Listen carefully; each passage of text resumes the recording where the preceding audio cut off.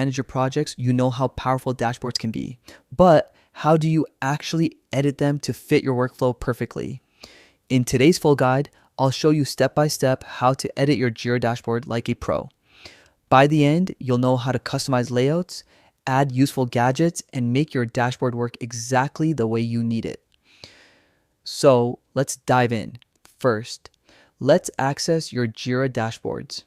From your Jira homepage, click on More in the top navigation, then select Dashboards. Here, you'll see a list of all dashboards available to you.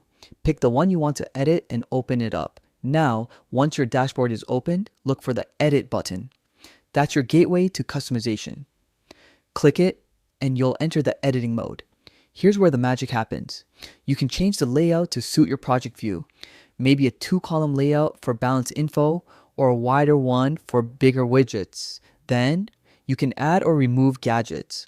These are the small info panels that show key project data like sprint progress, issue statistics, or team velocity. You can also customize the appearance and content to highlight what's most important to you and your team.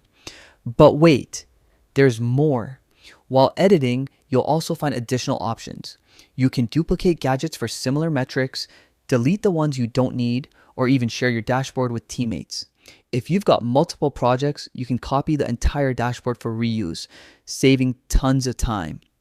You can even enable automatic refresh to keep your data alive or view it as a wallboard for team display. Once you're happy with your setup, don't forget to hit Done. Your new customized dashboard is now ready to use. And that's it. Your Jira dashboard is now fully personalized.